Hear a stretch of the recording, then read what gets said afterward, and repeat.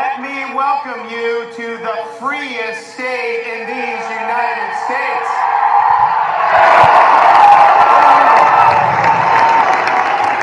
We were lucky to have CPAC in 2021, and I'm happy to inform you, 2021, Florida set an all-time record for domestic tourism coming into our state. And those record numbers include a number of lockdown politicians who lock down their own people, restrict their own people, mandate governors, mayors, big TV hosts. They criticize Florida, and the first chance they get, what do? They escape to freedom in the state of Florida. And why do even these biggest critics and lockdowners come to Florida? Well, I think it's simple. From the very beginning, we refused to let this state descend into some type of Faucian dystopia where people's freedoms are curtailed and their livelihoods are destroyed. We protected people's rights. We protected people's jobs. We protected small businesses, and we made sure that every kid in the state of Florida had an opportunity to go to school in person 5 days a week.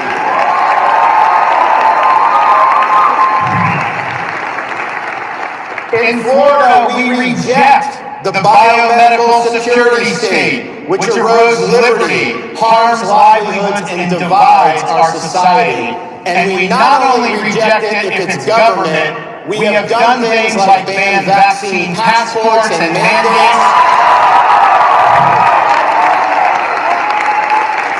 Because it's unacceptable to simply subcontract out Fauciism to big companies. So we stood for freedom across the board, and the result has been Florida has defeated Fauciism.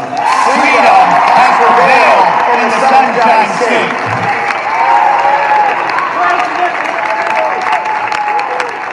And Florida led when it counted. We led early on when the weight of the world was coming bearing down on our shoulders. Everything we did, we were taking income. I remember the summer of 2020. We had the kids say, you gotta go have the kids in school. The teachers' unions, they would put coffins outside the Department of Education building in Tallahassee. They sued me to close the school. But we stood strong, and part of the reason we stood strong is we understand what it means to be a leader. Not just be a politician that twists in the wind, but be willing to make the tough decisions. I look back at President Eisenhower's farewell address. Many of you remember it because he warned about the military-industrial complex. That was smart. He was right. But if you read that speech, he also warned about the dangers of a rising scientific and technological elite. Government was funding more scientific research, and he said when that happens, there's a danger that public policy can be held captive by this scientific elite. And he said, the job of the statesman is not to subcontract out your policy to health bureaucrats or other type of bureaucrats. The job of the statesman is to lead, to take all the interests in society and make sure you're doing what's in the public good. So many governors over the last 2 years would simply defer to health bureaucrats because it was a safe thing to do politically. If things went bad, they can say, hey, the bureaucrats told me I had to do this. Yeah, you lost your job, sorry, your business is done, the kids are locked out of school, but they're telling me I have to do this. That is not what we did in Florida. And we did it when it wasn't popular, we did it when we were taking fire. And we did it because my duty is to stand up and protect the freedoms and the jobs of the people I represent. And if that puts me in political jeopardy, then so be it. I will stand with them. I'm not going to try to protect my own hide.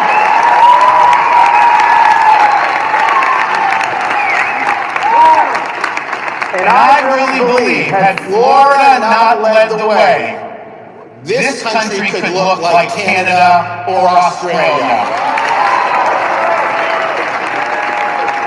We sometimes take freedom for granted. You should not do that after the last 2 years. It is contested. The left does not want to honor our freedoms, and we have a responsibility to fight back on all fronts. People are coming to Florida because they want freedom. Even our critics are doing it, but I can tell you there's one fella that just hates Florida, and his name is Joe Biden.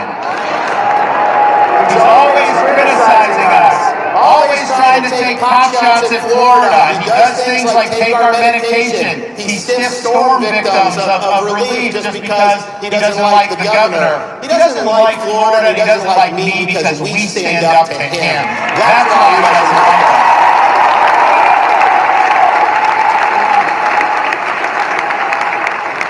Last year, we called a special session to protect every Florida job from Biden's vax mandates, and we succeeded. We sent people to the Texas border and are suing Biden over his catch and release policy because he's not following the Constitution by letting our borders be overrun. We stand up against the weak on crime policies that is ravaging cities all across the country and what he supports, and we are standing against his reckless fiscal policies where they printed trillions of dollars, and now we have rampant Biden inflation. The inflation is because of his policies, and we're not going to let anyone forget that. So all told, he's had the worst first year of any president since the 1800s. And as Biden flounders, Florida is leading on issue after issue. We have the largest budget surplus and the lowest per capita tax burden in the entire United States, and no income tax, and we won't have that as long as I'm governor.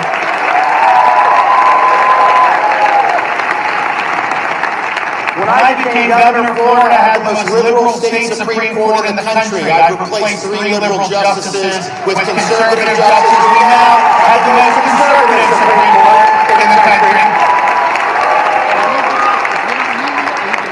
Since I became governor, we've banned sanctuary cities in the state of Florida. In the process of getting money from the legislature so that if Biden is dumping illegal aliens into Florida from the southern border, I'm rerouting them to Delaware.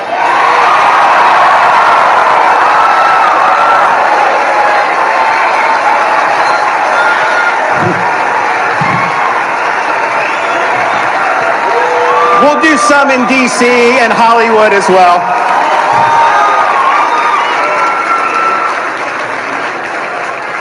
Florida leads the nation in school choice, and we have liberated hundreds of thousands of young kids who are living in poverty to get an education and make the most of life's opportunities. We in Florida were one of the first states to stand up and protect women's athletics. We're not going to let our young girls and our women athletes have opportunities denied for them because of ideology and political correctness.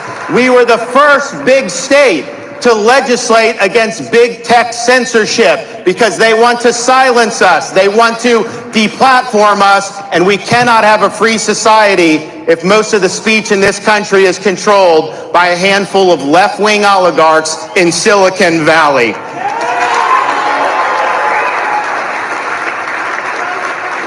We are a law and order state in the state of Florida.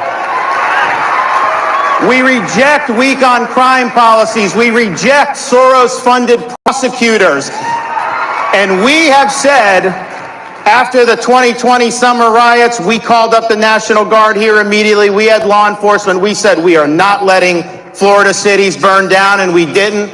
But we've also since then signed the strongest anti-rioting legislation in the country, which says we will not let local governments defund the men and women of law enforcement and put their citizens at risk.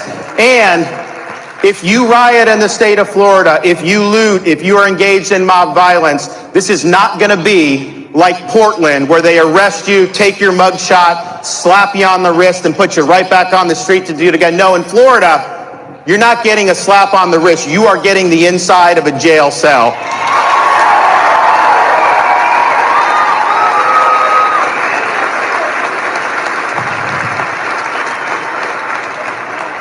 Because we will not spend taxpayer money to teach our kids to hate our country or to hate each other, we have banned CRT in K through 12 education.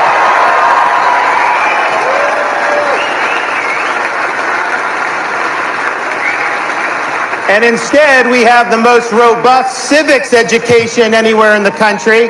We're going to have citizenship exams for graduating seniors, and we're giving teachers the opportunity to go through a civics boot camp and get a $3,000 bonus. Yes, we're against CRT, but what are we for? I'm for the Constitution. I'm for the Bill of Rights, and we need to have our young people understand what that means.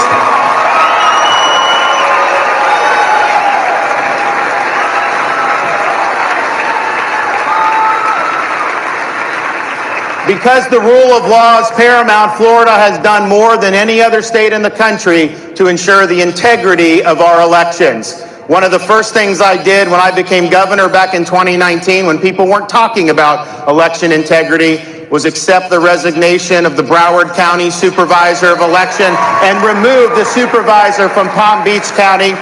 We didn't change the rules when COVID came. We followed the law. We counted 99% of the ballots by midnight on election night. It was transparent. It was fair. We did a good job. But we also understood there were a lot of shenanigans in other parts of the country. So last year, I signed legislation banning ballot harvesting in the state of Florida,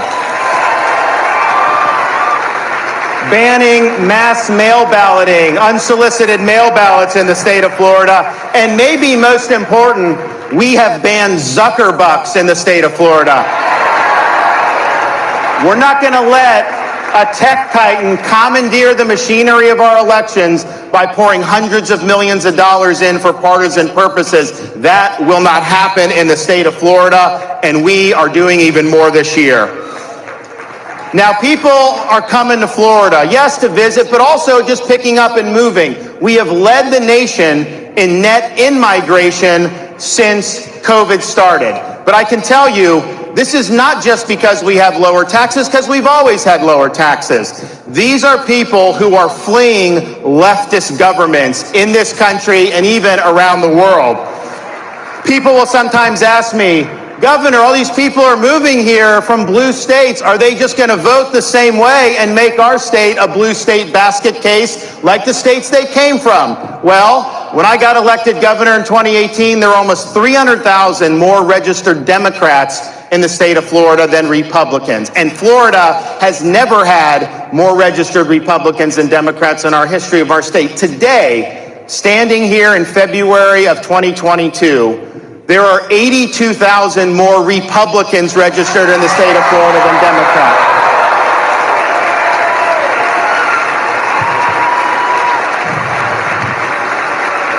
And it's not just people coming from blue states. There are people that look to Florida as the citadel of freedom who are chafing under authoritarian rule all across the world. I recently got a letter from Samuel from Australia. And he said, quote, "There isn't much hope right now here, and many of us are fearful of what our leaders have in store for us. I look to you and your great state of Florida for hope during this dark time. Thank you for standing up for us." And we have done that. Canadians are writing in, Australia, Europe, you name it.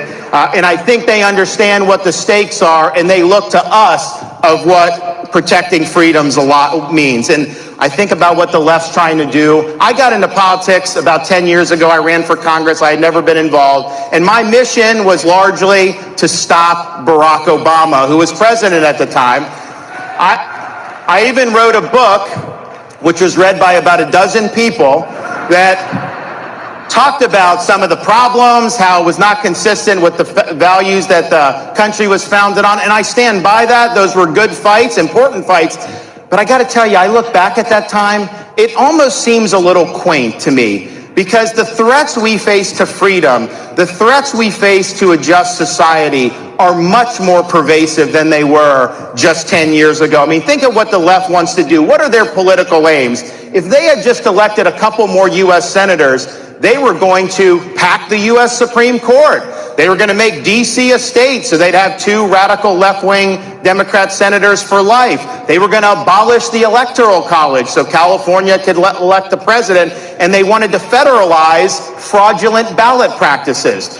Now, say what you want about that. That is not an agenda that very many American families are sitting across the dinner table from each other saying, oh man, I wish we could make D.C. a state, or I wish we could pack the Supreme Court. No, that's not what people have on their mind. They're concerned about gas prices, crime, the border, all the disorder around the world. That's what they're concerned about. They're doing that, though. The left wants to do that because their goal is not to make our country great. It's to marginalize the conservative half of the country. They want us to be powerless. They want us to be voiceless. They want us to be second-class citizen. And what are these ideological aims?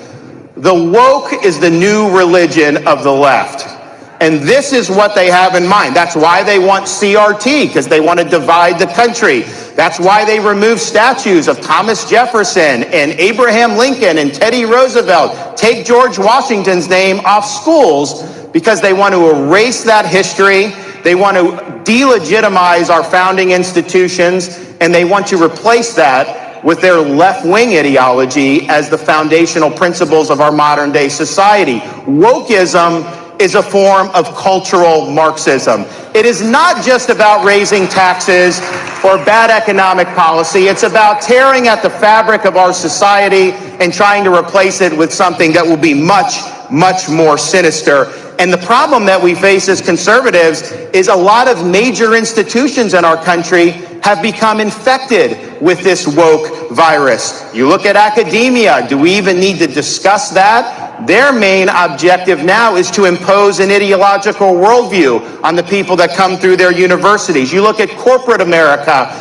They're mentioning it. They're opposing voter ID. Many of them make a lot of money from Chinese slave labor, but they don't want voter ID in the United States. So they are engaging in woke activism. You look at our bureaucracy and how totally off the rails they have become in many different agencies. And it's not just limited to people like Fauci. You have it across the board where this has become a major behemoth. You look at the corrupt and dishonest legacy media in this country and what they're doing to divide us and what they're doing to prop up the regime. They are not in the business of telling the truth. They're in the business of spinning partisan narratives to be able to benefit their side. They don't speak truth to power. They're defending the regime in power. And if you speak up, they come after you. They'll smear you. They'll defame you.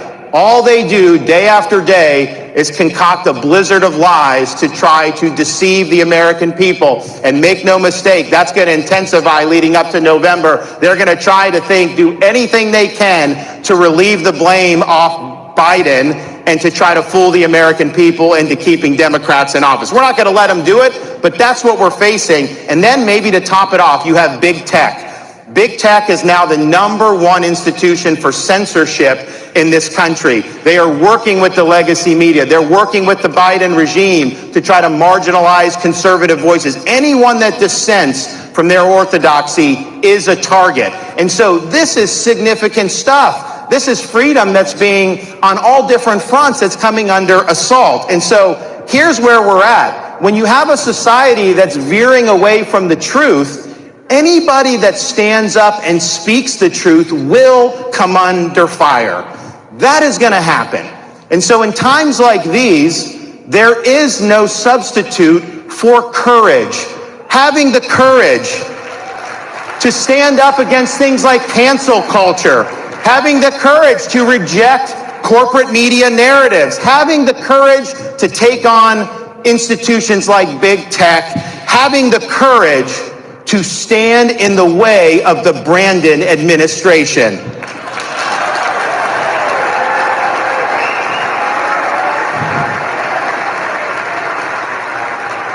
So we have an opportunity to make 2022 the year that America fought back. We're going to lead the charge here in Florida, but we need people all over the country to be willing to put on that full armor of God, to stand firm against the left schemes.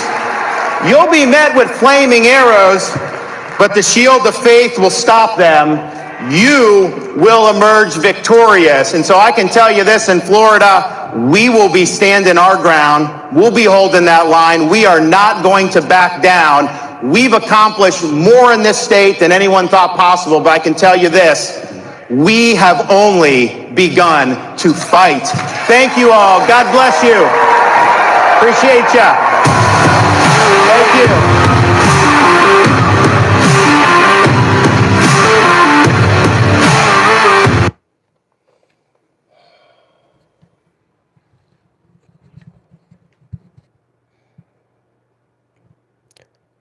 Put on the whole armor of God.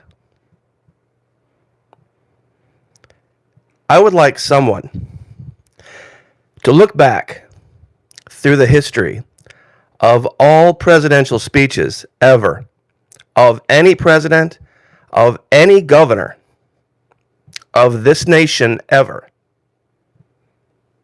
who has ever said that. Dead serious. That's another level. The sad thing is, I'll bet there's a lot of people out there that have no idea what the whole armor of God is. That they don't have a clue what he's talking about. And that's not overstating the case. He very well could be president, but I doubt he's ever going to be. Because honestly, it would be a lazy way to go about it. We need 50 governors to take back this country. He's just one. This cannot be done. Yeah, I know, Rich, right? He made Reagan sound like a teleprompter. I was gonna, I even thought about doing the Reagan comparison, but I didn't want to denigrate. Ron didn't want there to be this competition because Reagan served during a very different, much more conservative time.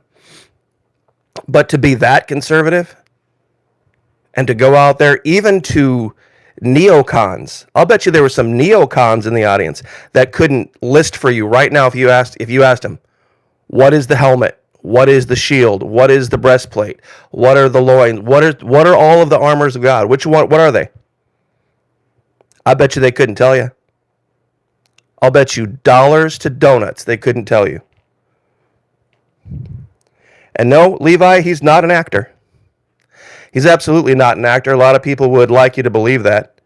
But he is as genuine a speaker as I have ever heard, and believe me, it was my job to try to find guile in people, to try to pick out, right there, he goofed, right there.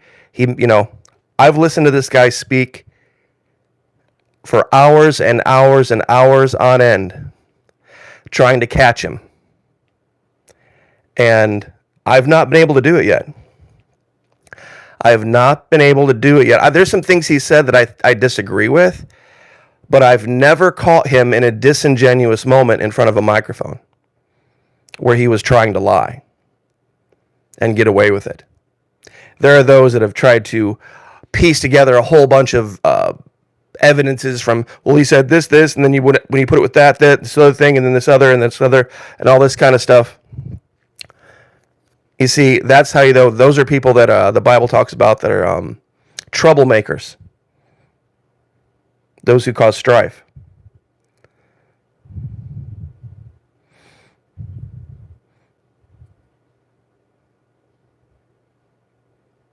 Yeah, the full armor of God has a lot of pieces, Shauna. The breastplate of righteousness, the shield of faith, the helmet of salvation, loins girt about with the preparation of the gospel, feet shod with loins girt about. Okay, I might even have it confused myself. Shoes. Oh my goodness, I need to go read the Bible. Feet shod with the preparation of the gospel, loins girt about with truth, and the sword of the Spirit, right. So, I had it right from the beginning. I just confused myself there for a minute. But I'll tell you what, that was one amazing 20-minute speech. So I just wanted to share this with you guys. And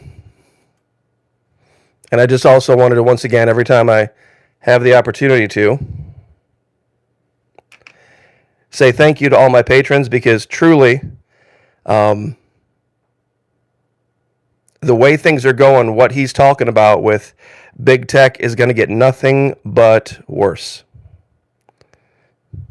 So, you see, Levi, if you're just going to look for things that he hasn't this or he hasn't that or he hasn't the other, absolutely we have.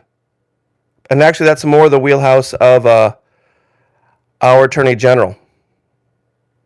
And, it's kind of sad that people hear all of these things that we have done here in Florida, that we led on, that we didn't follow the leader on, that we did ourselves. And then you see all of these wonderful things. And instead of people being lifted up and blessed, but has he done this? But has he done that? But has he done the other? This is the kind of thing that, if that's who you are, if that's the kind of person you are, then nothing's ever going to be good enough for you. If you're the person that thinks that government should solve every problem, why do you think there at the end he said that you should put on the whole armor of God? Everyone should, because we are fighting. He's listed what he has done as our governor, our elected man in Tallahassee, what we hired him to do. And so he has a right to stand up and say, this is what I was hired to do, and this is what I have done, because he's making a case to be reelected. So in that particular case, as governor, when he says, I did this, I did that, I did the other, some might say the governor's office did this or the governor's office did that. But that's not narcissism. And I'm truly telling you, the letter he wrote, why are people from Australia and Canada, they're not writing to come to free America. They're writing to talk about how they're lifted up by free Florida. Free Florida, not free America. And I tell you what, guys, you'd have to live here to know this, and I know a lot of you in my audience do. You would have to live here to know how different it is. And yeah, it's more expensive. And yeah, there's construction going on everywhere. And the traffic's picking up. And so there's some, things you have to deal with, to contend with. That's part of being successful. That's part of the blessing of success. When a man and a woman get together and they have a family, by the time kid 3, kid 4, kid 5 comes around, those kids are all blessings. Thank you, Shauna, by the way. Those kids are all blessings. But man, you got a house with 5 kids, there's going to be challenges, especially if you got limited bathrooms. There's always, but it's still success and it's a blessing, is it not? And there are areas, down south in Miami that it's, congested, and there are areas that are less dangerous, areas that are more dangerous. It's and you'll always have, what was the term Kissinger used? Nattering nabobs of negativism. Or negativity, something like that. The nattering nabobs of negativity. You're going to find them. You're going to find them. So, anyway, but like I said, what I was getting back to, and the reason I have this image on the screen, they are going to do everything they can to try to silence voices. And as we progress farther into this year, they're going to turn the heat up, in the sense that they're going to try to turn conservative voices down. But as this goes along, I've made a petition for myself, of course, but I've also given folks this idea that we need to begin voting every single day with our pocketbooks, with our money. I'll tell you what, there's some really great, I've shared the pictures of the farmers market. Great brands here in Florida that you can choose over other brands. And I'll be very honest, I've had to sacrifice some of my most favorite things in the world. Who's ever heard of Clausen pickles? Clausen makes these wonderful little deli pickles, and they even have some burger chips that are the spicy ones that are really, really good, and I love them. And pickles aren't bad for you. They're healthy. But I choose pickles that were, well, they're not as good, but they're made here in Florida. You know, and there's once in a while I'll get a little bag. There's a old Florida brand of tortilla chips, because at the farmer's market they have homemade salsas. And there's some homemade salsas in Palm Coast here that they make. One is a bacon habanero. There's a peach habanero, Carolina Reaper. You can go right down here, right down to Highway 100, and these homemade jarred salsas that are just so good, local honey. But this is how you do it. If you take your money and you do the math, you do the clinical cold math. You see where Ohio, Mr. Tyler Durden 420, exactly, just keep your money in Ohio. Find things that, when you look to places like, if it says Michigan or Illinois or Wisconsin or Pennsylvania, put it back on the shelf. Back on the shelf it goes. Another one of my favorites was, I'd mentioned this before, the Snyder's of Hanover, the pretzels. Used to love those, but Pennsylvania. So back on the shelf it goes. See, a lot of people, I don't talk about it. I'm still stuck on the whole 2020 thing that happened in November. I'm not going to talk about it, but everybody knows not this past November, but the one before. So, every day, I make sure I don't buy anything from Minnesota, Wisconsin, Illinois, Michigan, Pennsylvania, Arizona. There's really not much out there that's made in Nevada anyway, so I don't have to worry about that so much. Avoiding California was tough, but once you figure out how to do it, righteousness like a breastplate, helmet of salvation. Looks like you might not be Looks like you might not be in King James Version. Local restaurants, the Golden Lion. But yeah, I know a lot of you folks are here. But guys, I'm telling you, it really makes a difference. The basic math, what I was talking about was this. I have, on my channel, I have 130,000 subscribers. If I could get my subscribers, each, all of them, to cost northern businesses $10 a year, what's 130,000 times 10? Well, that'd be 1.3 million. A lot of those big businesses, 1.3 million. Well, what if I could get it to $10 a month? What if each of my subscribers could get 5 people to do it?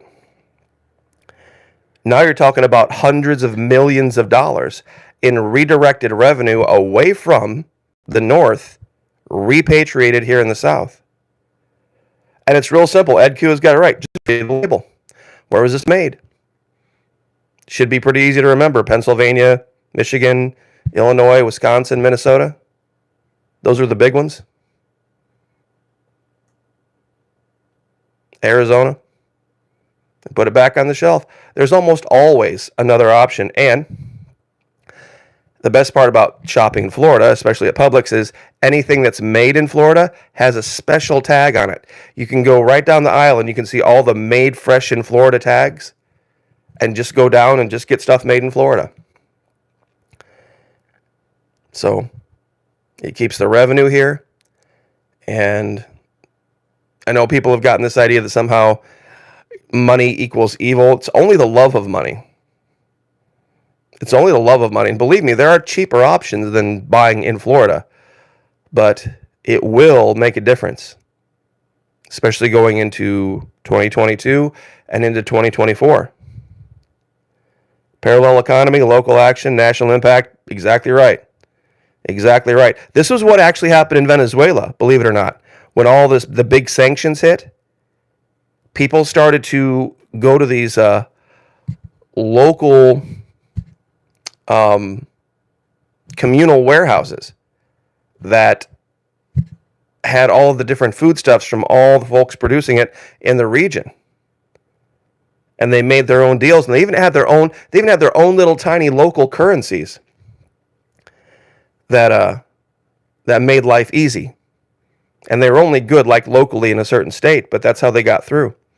So anyway, I just wanted to speak about that and talk about why Florida is what Florida is and why someone like Governor DeSantis is thriving here and why he has absolutely no fear of going to CPAC and saying, put on the whole armor of God. Can you imagine any other candidate doing this? Right now, he's just a candidate for governor, but can you imagine any other politician, any other leader,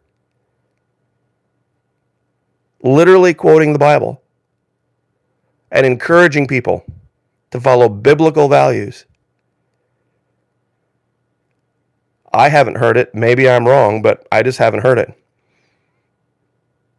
Not in decades. Not in decades and decades have I heard it. So anyway, I'll let you guys folks go have your evening. I'm going to go have mine. God bless. Like, share, subscribe, and we will see you guys tomorrow.